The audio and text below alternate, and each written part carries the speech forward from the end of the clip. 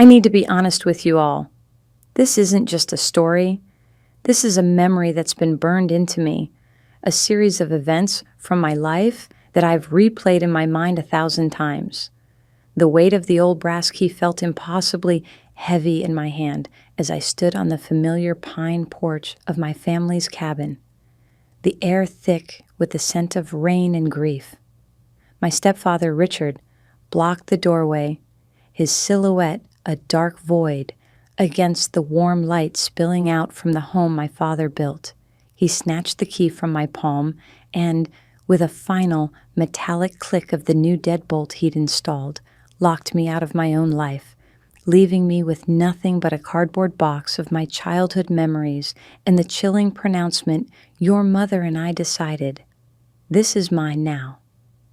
If you genuinely enjoy our stories, please subscribe to the channel. Tell us where you're from and what time it is right now. It's always fascinating to know how far our story flows. The drive back down the winding mountain road from Black Mountain to my small apartment in Asheville, North Carolina, was a blur of tears and fury. The windshield wipers beat a frantic rhythm against the glass, trying in vain to clear a view that was already obscured by the hot, stinging film over my eyes. Each switchback in the road felt like a turn of the knife in my gut. That cabin wasn't just wood and stone, it was the repository of my entire existence. It was the smell of my father's pipe tobacco clinging to the flannel curtains. It was the faint pencil marks on the kitchen door frame, tracking my height from a wobbly toddler to a gawky teenager. It was the creak of the third step on the staircase, a sound so familiar it was part of my soul's own language. My dad, a stonemason, with hands as kind as they were calloused, had built that place from the ground up on a plot of land that had been in his family for generations.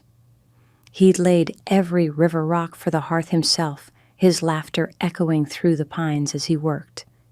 He died when I was 16, a sudden heart attack that had cleaved my world in two. My mother, a woman who had always seemed to float rather than walk, crumpled. She became a ghost in her own life, and into that vacuum stepped Richard. He was a financial advisor from Charlotte. All polished shoes and reassuring smiles, he'd met my mother at a grief support group, a fact he'd always presented as a tender serendipity. Now, it felt like the calculated move of a predator. He was patient, I'll give him that. He spent 2 years rebuilding my mother's confidence, filling the house with his booming laugh and the smell of expensive cologne that never quite managed to mask the scent of my father's memory. I was away at college at UNC Chapel Hill by the time they married. I'd tried to be happy for her.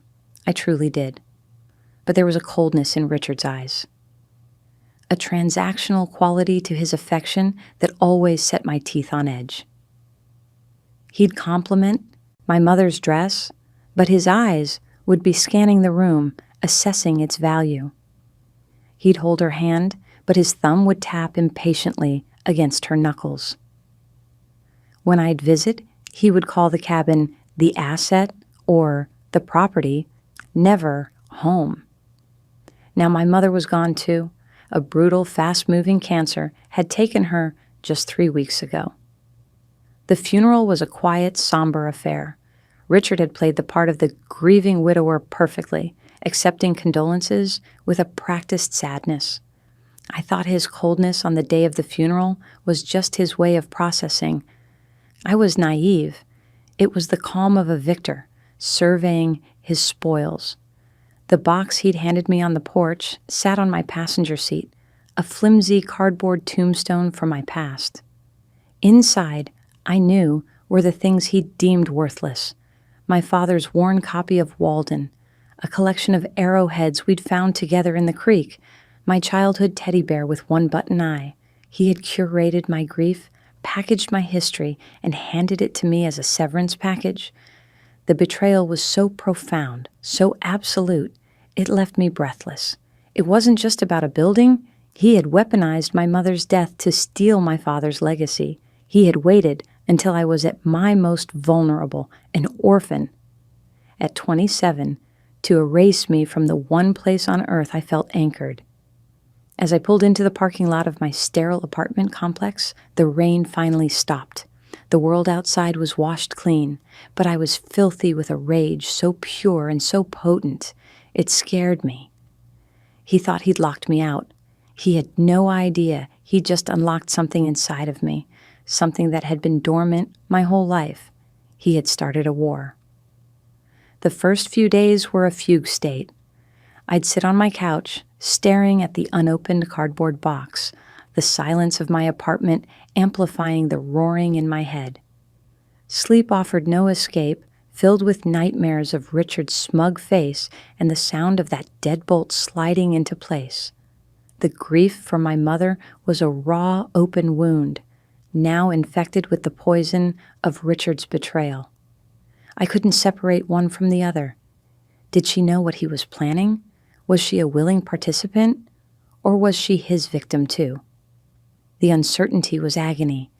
I finally found the strength to call him.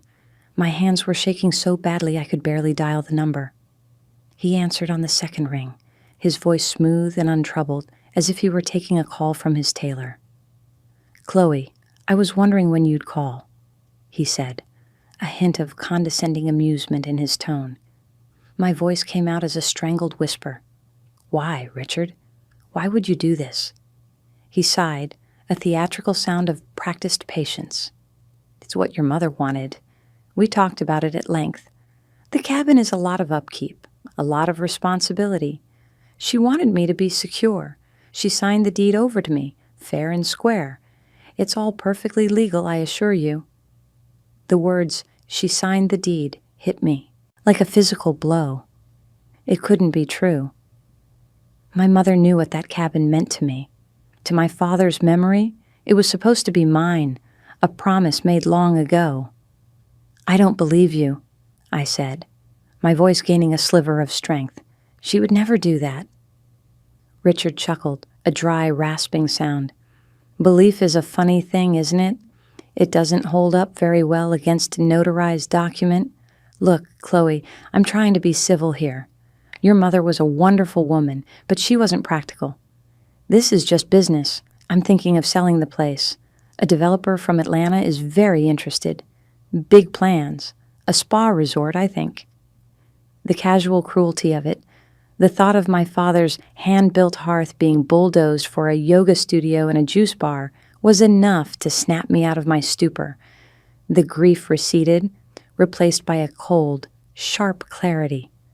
This wasn't a misunderstanding. This was a heist that had been years in the making. "You can't do that," I said, my voice low and trembling with a rage I didn't know I possessed. "That's my home." "It was your home," he corrected me, his voice hardening.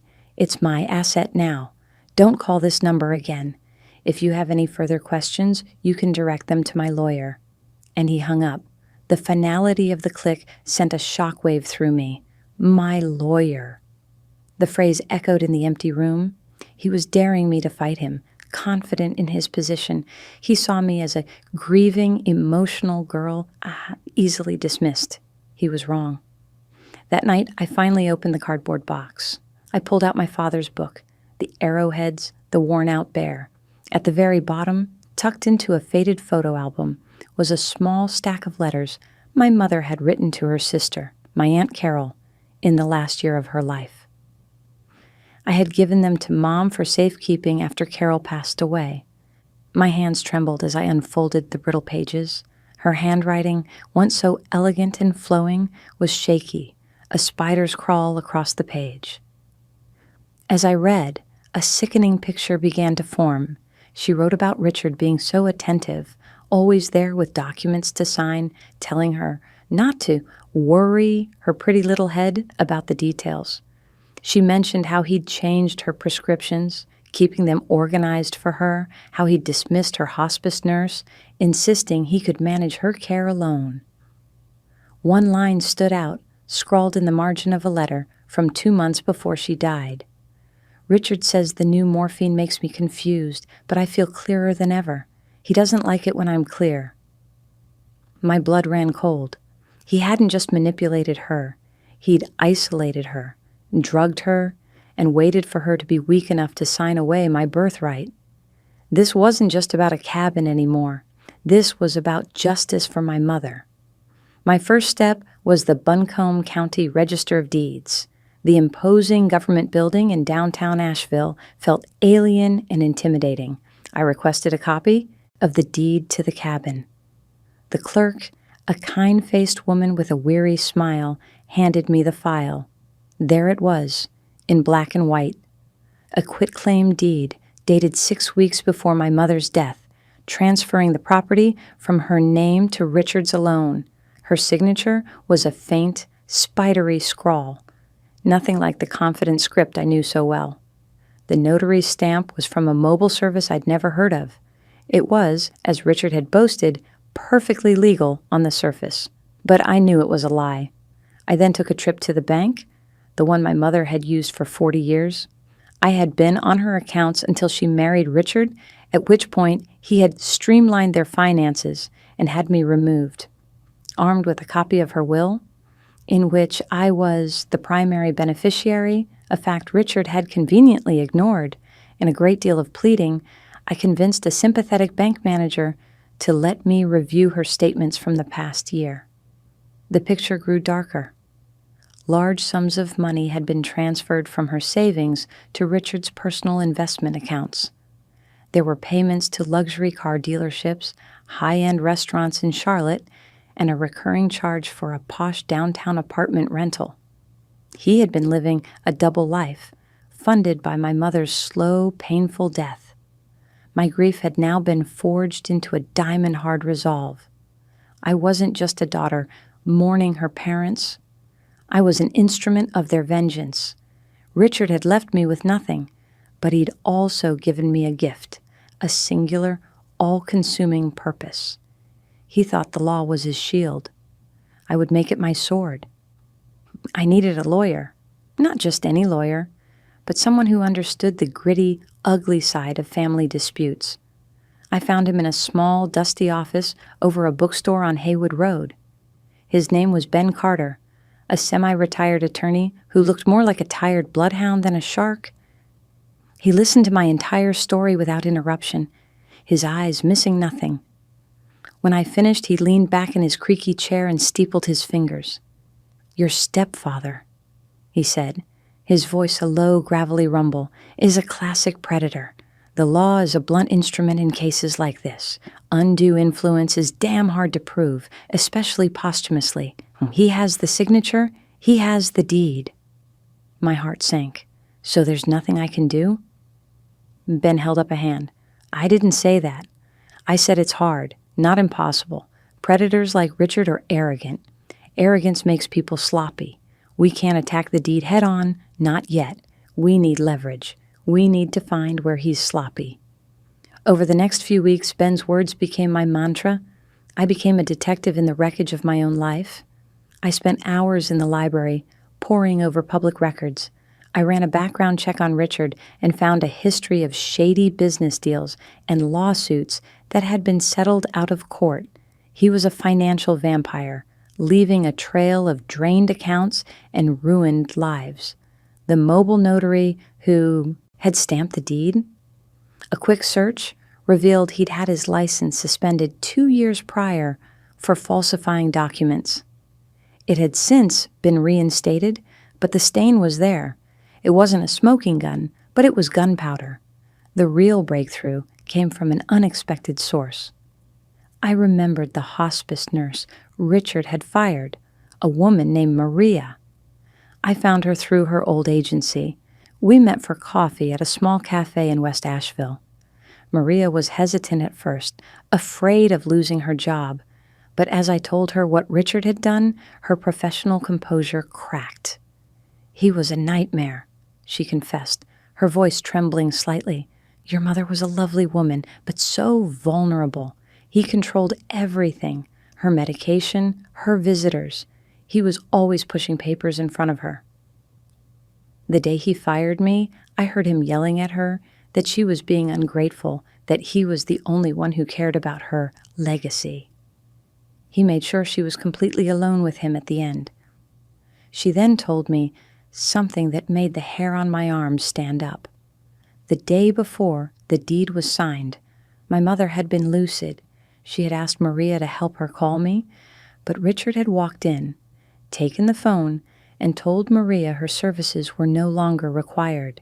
He had cut her off from her last link to the outside world, to me, right before he had her sign the document that would steal our family's history. Ben was ecstatic. "This is it, Chloe. This is our leverage." The testimony of a medical professional about his isolating behavior and her state of mind, that's the kind of thing that makes a judge sit up and listen. Ben drafted a letter to Richard's lawyer, a carefully worded threat. It laid out our case, the suspicious timing of the deed transfer, my mother's heavily medicated state, the testimony of the hospice nurse regarding his controlling behavior, and the notary's questionable history. We weren't filing a lawsuit yet. We were firing a warning shot. We were letting him know that we knew. We demanded the immediate return of the property, or we would proceed with a lawsuit for fraudulent conveyance and undue influence, a lawsuit that would make all of his dirty financial laundry public record. Richard's arrogance was, just as Ben predicted, his weakness. His lawyer responded with a letter dripping with contempt. It called my claims the fanciful delusions of a grieving daughter and threatened me with a countersuit for slander and harassment if I didn't cease and desist immediately. They included a signed affidavit from Richard stating my mother was of perfectly sound mind and had gifted him the property out of love and a desire for his future security. He was doubling down. He believed he was untouchable. He thought his wall of paper, the deed, the affidavit, was impenetrable. He didn't realize I wasn't trying to knock the wall down. I was looking for the rot in its foundation. The letter was a declaration of war. Fine, I was ready to fight, but a full-blown lawsuit would take years and cost a fortune I didn't have. Ben warned me that the legal battle could drain my savings and end in a stalemate. Richard had more money, more resources.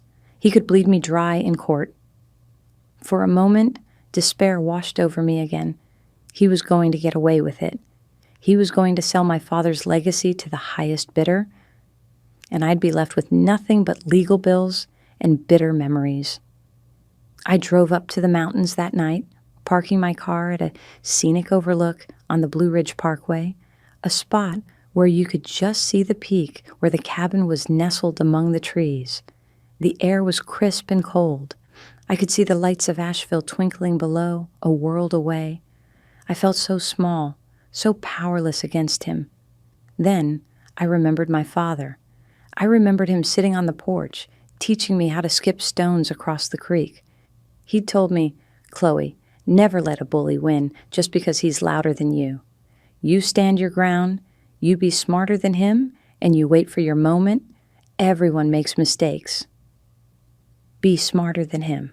Wait for your moment." The words echoed in my mind. A lawsuit was loud. A lawsuit was what Richard expected. He was a financial predator. He thought in terms of money, assets, and legal battles. I needed to stop thinking about what he took from me and start thinking about his weaknesses. What did a man like Richard truly fear? Public humiliation? Yes, but more than that? Losing money, losing control. His overconfidence was his greatest vulnerability. The developer from Atlanta, the quick sale, that was his goal. Why was he in such a hurry? People who are financially secure don't rush to liquidate prime real estate. People who are desperate do. A new path began to form in my mind, a colder, more patient strategy. I went back to Ben the next day. "I don't want to sue him," I said, my voice firm. "Not yet. I want to know everything about his finances. I want to know about his debts." Ben raised an eyebrow, but saw the new steel in my eyes. He made a call to a private investigator he used for messy divorces. The investigator, a gruff ex-cop named Frank, was expensive, but I paid him with the last of the emergency fund my mother had left me. It felt like poetic justice, using the money she'd intended for my future to reclaim the past Richard had stolen. 2 weeks later, Frank delivered a bombshell. Richard was drowning in debt. His investment firm was a house of cards, built on a series of bad, high-risk ventures. He owed a massive amount to private lenders in Charlotte, and he had a balloon payment due in 90 days that he had no way of making. He hadn't just been living a double life. He'd been running a one-man Ponzi scheme with my mother's money as his last-ditch infusion of cash, and the biggest revelation of all, to secure one of his most pressing loans, he had used the cabin, his newly acquired, supposedly unencumbered asset, as collateral. The bank that held the note wasn't a big national chain. It was a smaller, regional institution, Mountain First Bank and Trust, and Richard was already 90 days behind on his payments. He wasn't just planning to sell the cabin. He had to sell it. The developer's offer was his only lifeline, and the bank was closing in. He was in a race against time. The bank would initiate foreclosure proceedings if he defaulted. The property would go to a public auction on the steps of the Buncombe County Courthouse. This was his mistake. This was my moment.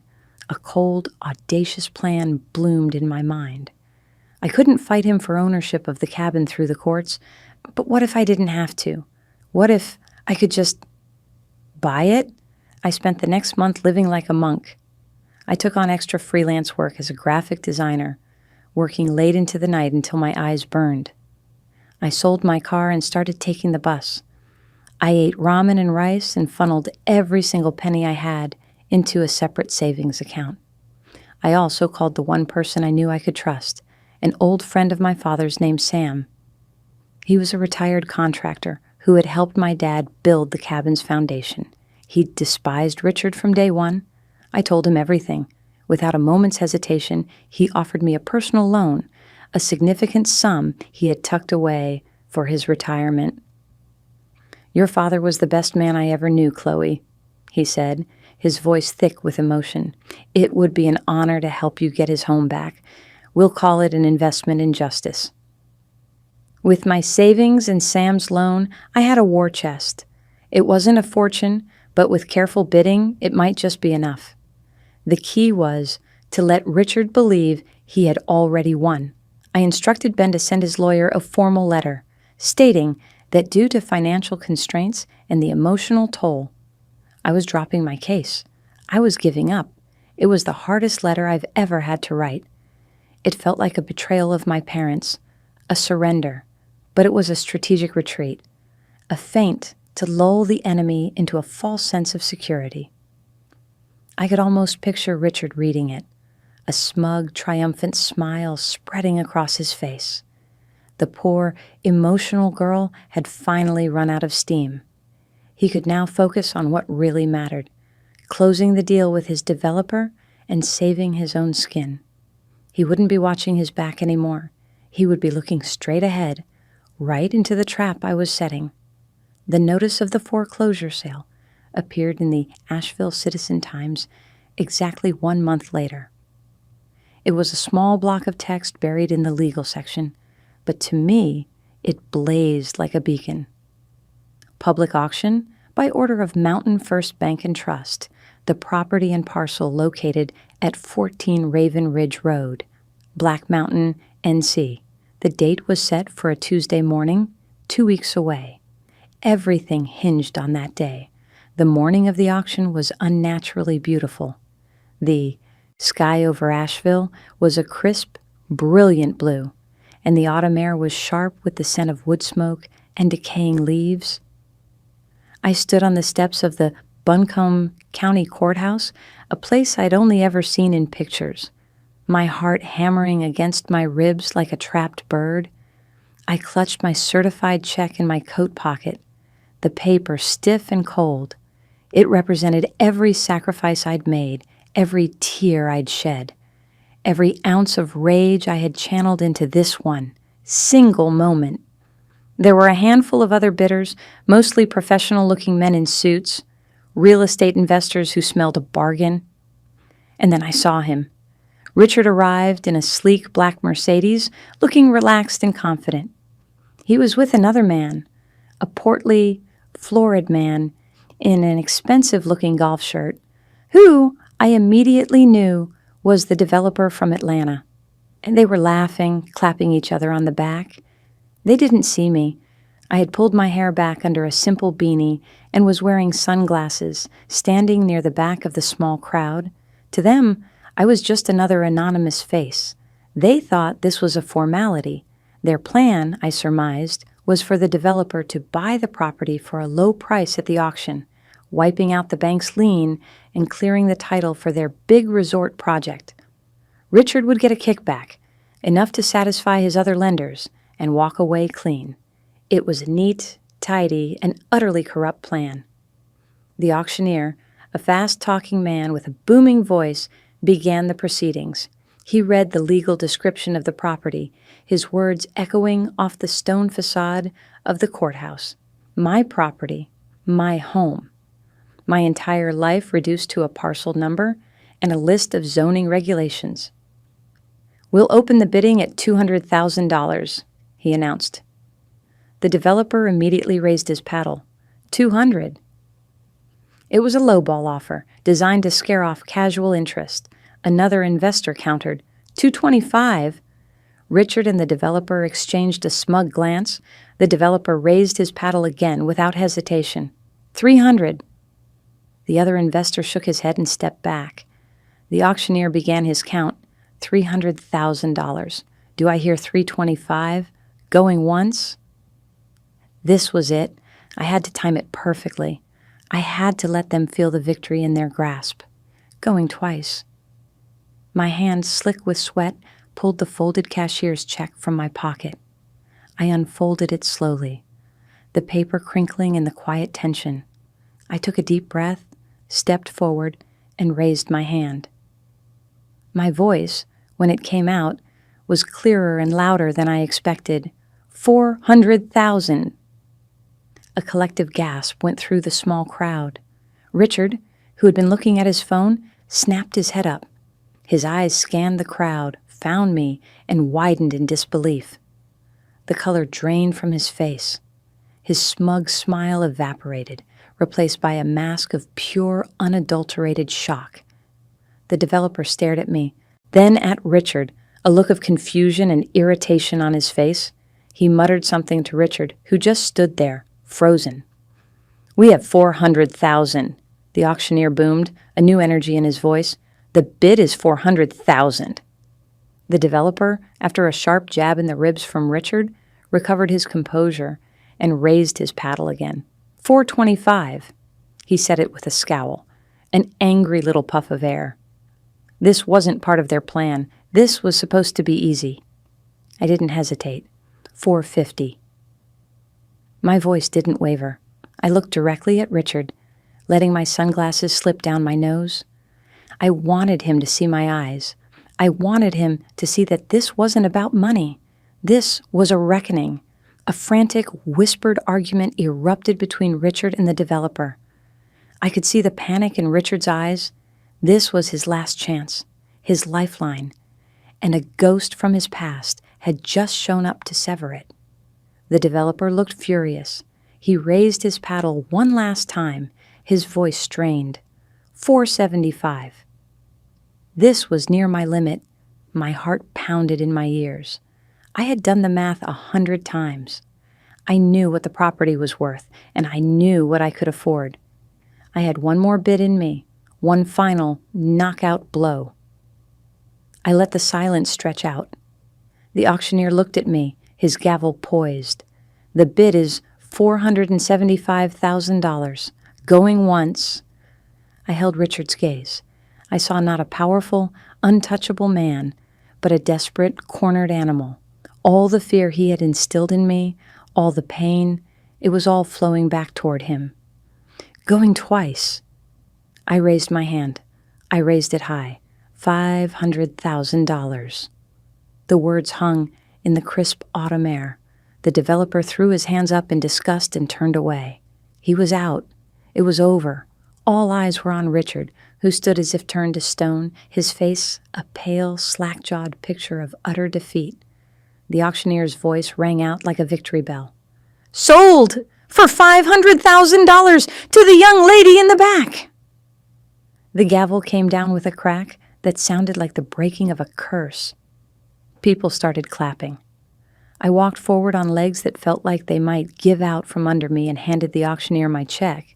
As I signed the final paperwork, I glanced over at Richard. He was standing alone, the developer already striding angrily toward his car.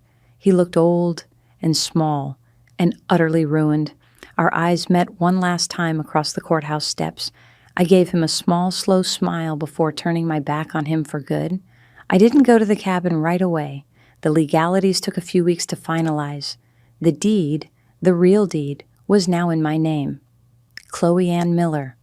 Not my mother's name, not Richard's, mine. The day I got the keys from the county sheriff, who had formally evicted Richard from the premises, was quiet and anticlimactic. There was no grand confrontation.